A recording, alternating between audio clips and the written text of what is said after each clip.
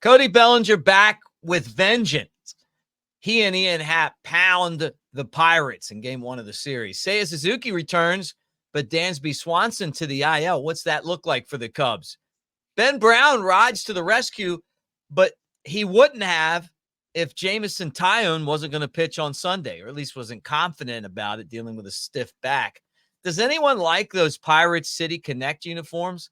They're awful. Just wear your regular gear if that's what you're bringing to the table, and more right here on the Cubs Baseball channel. Make sure you like and subscribe. Give us a thumbs up. Subscribe. Did I say that? We're closing in on 5,000 subscribers, so help us get there. And make sure you hit the bell so you know when we're dropping new content.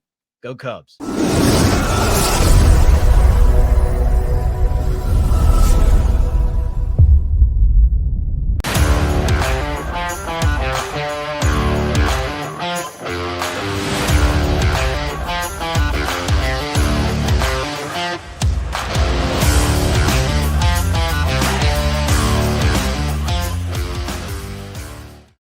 With Anthony Pasquale at @Ant_Pasquale3. I'm at Broadcaster Mick.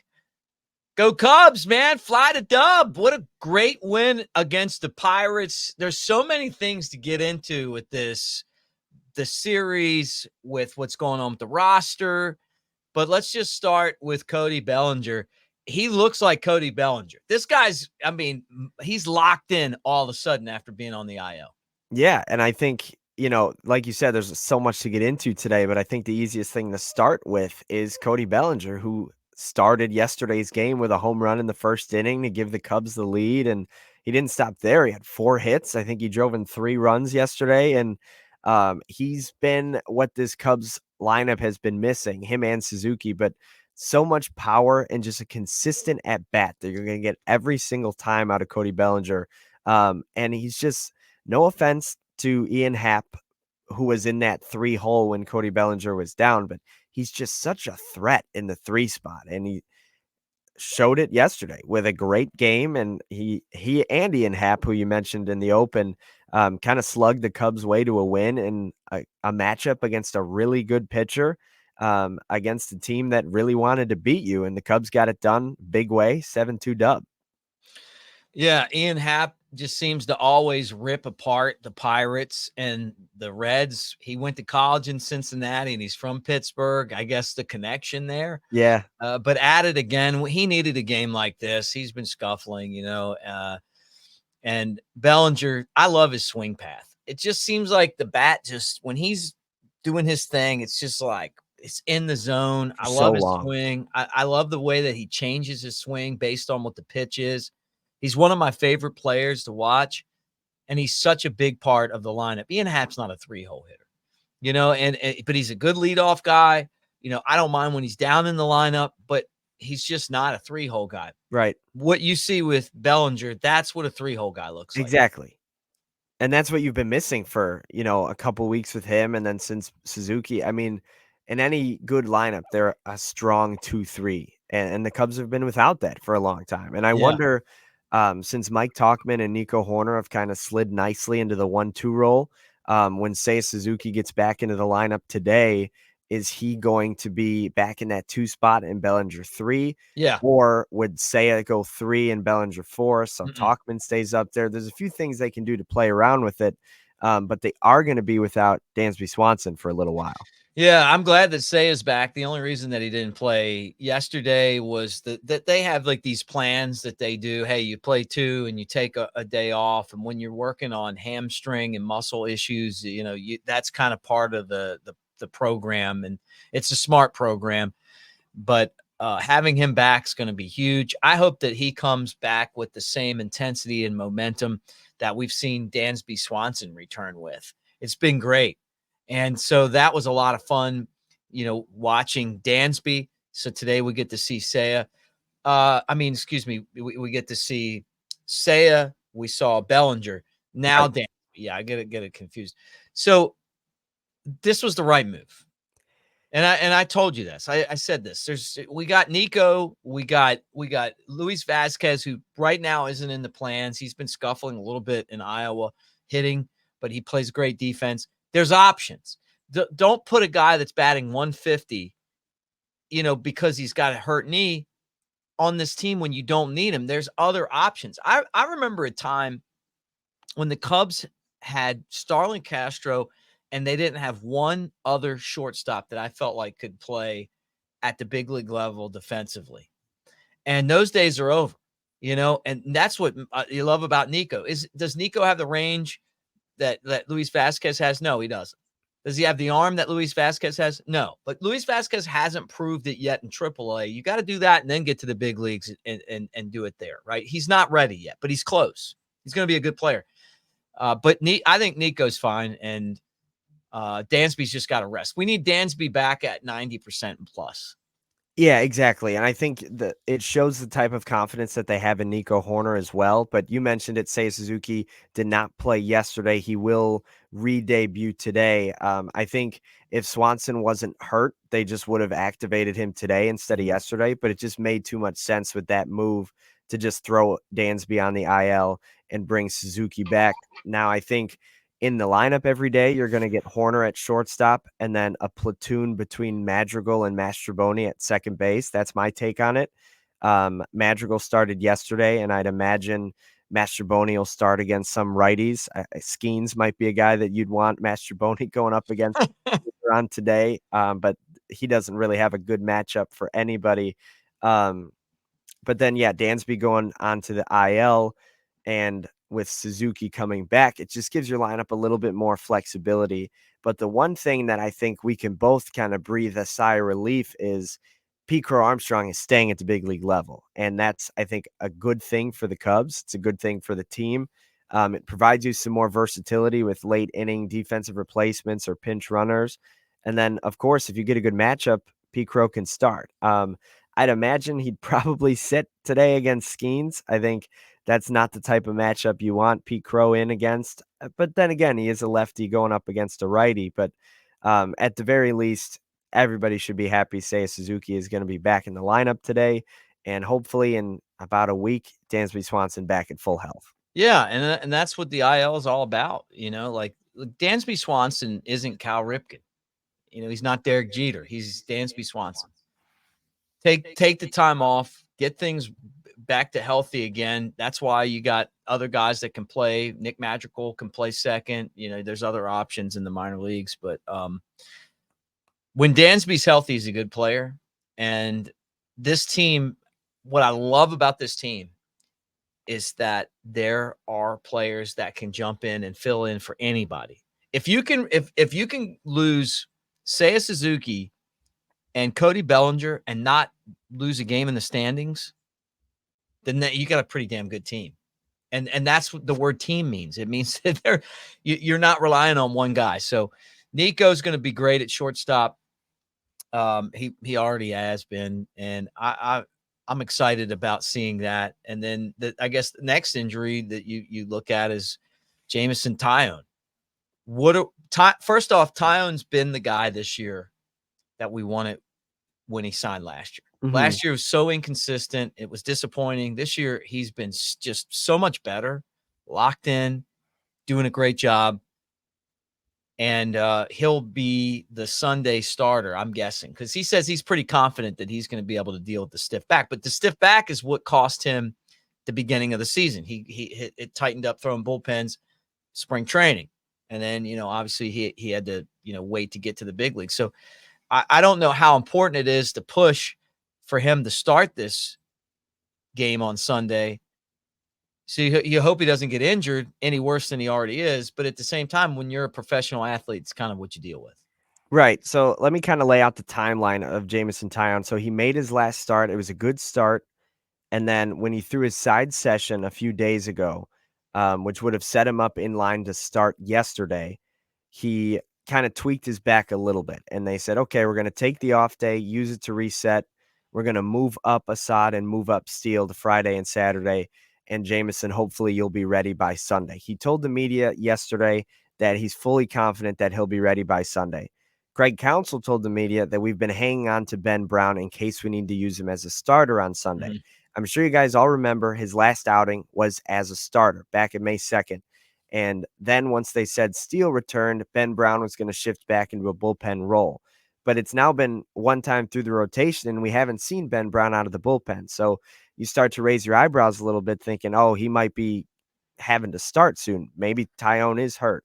But because the Cubs felt the confidence to bring in Ben Brown and eat 4 innings yesterday, I think that also means they have the confidence that Taillon will start on Sunday. But I kind of teased it a little bit. Ben Brown, he was awesome yesterday.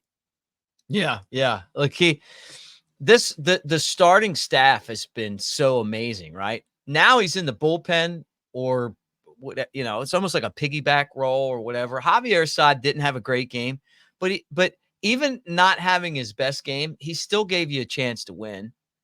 And then Ben Brown came to the rescue, and then we only had to have the real bullpen for 1 inning. Exactly. Right? It's Which is basically like great. your starter gave you 8 innings. Right. Like it's like, okay, if we don't have to see those guys, then it's a good thing. And the more rest they get, the better off all of us are. Right. Right. So but yeah, I'm excited about the way that this staff's coming together. I'm not giving up on Kyle Hendricks. So that would be someone else that eventually could help. And then Jed Hoyer's made it clear that he's looking at options as far as trades go. The Cubs have the players to trade to get something And good. they're going to need to at some point. Yeah, right. And I'm not saying that I don't want that. I do. But what I want, don't bring me another Jose Cuas. I mean, when I saw that trade in the very beginning, I was like, you got to be crapping me. Like you didn't just do that trade. And then, you hear from people and they're like, well, they didn't do enough last year in the trade deadline. Look, you're going to give your whole roster. If Jose Cuas is the type of pitcher that you're getting for that, you give him, basically you give them a guy that can pretty much start every day for like a middle. What do you think? Like it on a decent bullpen, you're never seeing him in a close game type guy. And that's what the market was last year. But you know what? They're starting early now. Maybe Kevin Alcantara, and there's an interview with him on the channel right now. You guys check it out. But maybe you could give up some. You got a lot of depth in the outfield. Maybe you could give him up. Or maybe it's Alexander Canario. Right. I hate to trade him. Me too. Some of you guys are going to be like Ian Happ, but he's got a no trade clause. Yeah. And he's paid a lot. And so I don't see it being him. I think it'd be like one of the younger guys. There's a guy named James Triantos that's in the minor leagues. I've seen his name in Moises Ballesteros. Yeah, he's a guy that's been kind of floated around in potential rumors too. Man, that Triantos guy's a hit machine. Just squaring the up Cubs balls. are loaded with talent, and that's the thing that you give those guys up though, man. You do, but when you have, Seiya Suzuki and Ian Happ and Dansby Swanson at the big league level that are kind of blocking a lot of those positions that these guys play, you use them to stockpile major league talent, and that's how you go win championships. And we saw it before. You just hope that these moves don't end up biting you, and that's why you have to be really smart about what it is. But you look back to yesterday and you went Assad and Ben Brown, and they end up going 8 innings worth of 2-run ball, and that's good enough to win you any ball game. So they definitely have a plethora of minor league hitters. They have a plethora of major league starters, and they really just need help at the back end of that bullpen and maybe another power bat in that lineup. But with Suzuki returning, hopefully you don't feel that burden quite as much. Yeah, well, the bottom line to me is this. Look at the Dodgers. Watch how the Dodgers trade. They don't give up their best future players a lot. I mean, they gave up Bush, but we also gave them some really good players in return. I think that was just a fair trade. But they're not giving up, like in these trades that they make, the future of their organization. Mm-hmm. Theo did that. And that's why the Cubs had such a gap in their system. Right. Jed's got to be able to say, hey, you know what? I'll give this guy up, but I'm not giving this guy up. The way that Triantos squares up balls, I'd be very, very hesitant to give that guy up but you know what? Maybe an Alcantara, you could give him up just because, you know what? I mean, you got all these outfielders, right? So but the problem is this, is that we talk about Seiya blocking a position, but he's hurt every year for a month or two. you know? So if you can't stay healthy for the whole season, you're not really helping us. And I'm telling you right now, Owen Casey's coming for that job. And I love Seiya. Owen Casey's coming for that job. I told you guys that last year. He's coming. Just go watch him. You'll Yeah. see.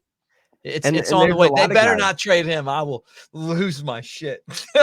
Yeah, They he's won't he's though. He's not he's gonna a trade. guy that you can't get rid of, and He's he's not kinda gonna in trade that Pete Kerr Armstrong, Kate Horton tier where it's like these guys are who you're viewing 2, 3, 4 years down the road as your starters. every day for 10 years type guy. Exactly, and that's kinda what you hope a guy like Seiya Suzuki turns into when you sign him, or Dansby Swanson when you sign him, but these guys, you have them, you're watching them grow, you kinda can, forecast what those guys are gonna be, but either way, the point is when the Cubs do make these trades, and they're gonna have to make trades, we hope that they're smart trades, that they benefit us in the long term, not only in the short term. Right, right. Don't make a trade to make a trade.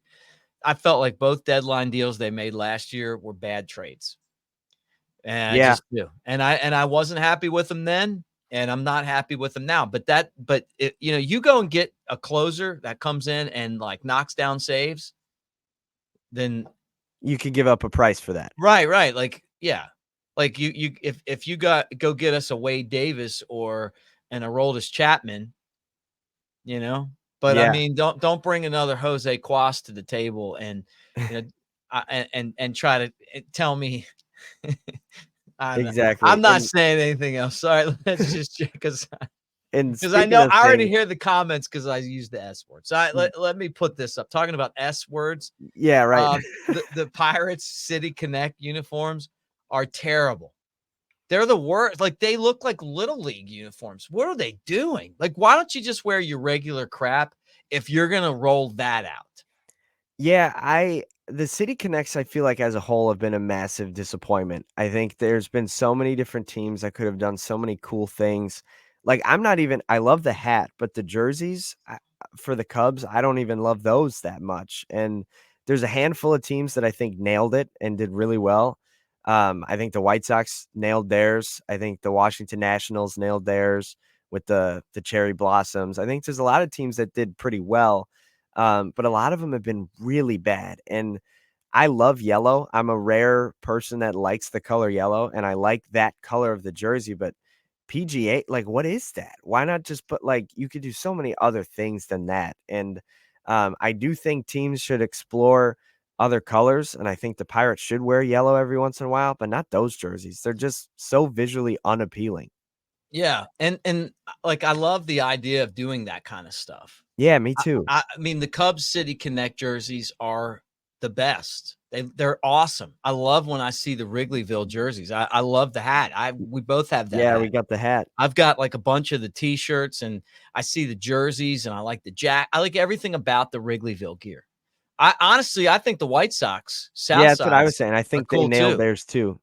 but when I see the Pirates and I'm watching them wear those uniforms, I'm like, are you kidding me? Yeah. Like you guys couldn't do a better job of coming up with something that's the best you can do. Mhm. Not good at all. And why even wear it? Like Yeah, I guess we can leave it at that. yeah. All right. Yeah. David Peralta. Remember this? Long time Diamondback, really good player, former Gold Dodger too Glover. for a little while, it was pretty Dodger good. last year. He broke up Smiley's perfect game. Cubs signed him. He had arm surgery, but he could hit, but he couldn't really throw. He's been in Iowa, and they're just skipping over him. And so he becomes a free agent. Um, Yeah, not a ton to read into here. It's just he also plays the outfield, which is a position that the Cubs are not only stocked with at the major league level, but we've touched on it already in the show. They're kind of loaded at the minor league level at that position too. And Owen Casey, Kevin Alcantara, now Alexander Canario back in AAA. So you look at that outfield in AAA, and it's like there's no room for a veteran who's just trying to make a team when you've got so many prospects that are soaring through your system. And Brennan Davis is another guy that is up at that triple A level. And we don't know if we'll ever really see him in the pros, but he's probably a better guy to have than David Peralta. And nothing against him. He's a veteran, probably provided some good leadership, and that's what they were kind of eyeing when they signed him. But similar to Dom Smith and Garrett Cooper as well, who were kind of all signed within like a 48-hour period by the Cubs, and kind of all that first base corner outfielder mix all end up outside the organization. And I think that's a good thing. You sign them for depth, and then you realize you have enough depth and you don't need them. And I don't think it's anything deeper than that. No, and I think that good luck to him. But Right. this game passes you by so fast. Mm-hmm. And you start dealing with injuries and everything else. If he was pushing the envelope, they would have found a spot for him. But they have better options. But good luck to him, guys. I want you to check out the Kevin Alcantara interview. Posted it. It says yesterday. I got to change that graph a couple days ago. But anyway, I love talking to these guys, and I want you to check it out. And who knows? I mean, these could be the players that we deal off. Because I think the Cubs are the organization that's going to make a big deal if they get the right deal, and that's the whole thing. Just get the right guy and make the deal to get this team better. But I love this team. I just love this team. I just love the way that these guys show up every day and do their job. I love the fact that even your star players are star players, but we can win without you. Mm-hmm. And when you put that in the clubhouse, that it takes 26 guys to win a baseball game, and it doesn't matter what 26, you got something special. Yeah, and those are the type of teams that go far into the playoffs. Yeah. And it all starts with winning each day. And the Cubs have a chance to win a series today against the Pirates. We talked about the pitching matchup. It's going to be awesome. Wow. Justin Steele on the mound for the Cubs. He obviously was Look a at near this. Cy Young Award winner last year, and off to a pretty good start this year. Hasn't gone too deep into ball games, and thankfully Ben Brown went all those innings. So if he can't pitch deep into today's game, the Cubs have a fully rested bullpen. But Steele should be able to be stretched out back to 80, 90, 100 pitches, and should get you your typical 6 innings out of Steele. But he's going up against Paul Skenes, MLB's #1 prospect, the #1 pick last year in the draft, won the national title for LSU, throws flamethrowers out of his arm from the right-hand side toward the plate. So the Cubs are going to have their work cut out for him. I know they had a lot of trouble with Dylan Cease the other night, 12 strikeouts. This is the type of guy that can punch out 12 on a nightly basis. I don't know what his pitch count's going to look like in his first major league start. I do know PNC is probably going to be about as packed as it's been in years over there. And it's going to be nice to have all eyes on a Cub game. Hopefully the Cubs can hand him his first career L. Yeah, this is going to be interesting. I mean, Skenes is legit. I'm no doubt. Yeah. Steele's legit too. This is Right. going to be like, one guy who kind of, uses this, and then this another guy that's just like doing that. Yeah. So I can't wait. I'm excited. Good start to this, series against the Pirates. And if you're not excited about this matchup, then this is the wrong channel for you. Yeah, I mean, this is exactly you know what I mean? Like, this is what you want. Like, I wish it was a Friday so we could just watch party it up and just go to town on this game. But I'm excited to watch both of these guys pitch. Even though I'm obviously a diehard Cubs fan, but I love what Paul Skenes is going to do for baseball, similar to Strasburg, where everybody's going to be watching. And that first pitch that he throws triple digits, that stadium's going to get all fired up. And hopefully a few pitches later, Cody Bellinger throws it into the Allegheny. But at the end of the day, I'm just excited. This is going to be a good baseball game. It's going to be a good baseball game, and I can't wait for it. Let's say that. Let's hope that they keep it going.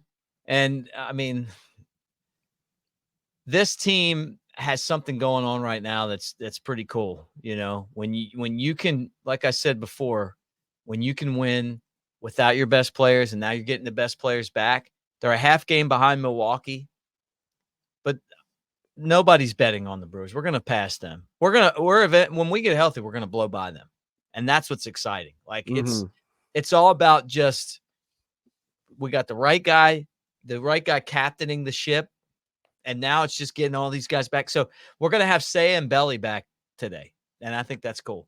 Yeah, I'm excited to see that lineup today. Yeah, me too, guys. Like and subscribe. Give us a thumbs up. Thanks for hanging out with us.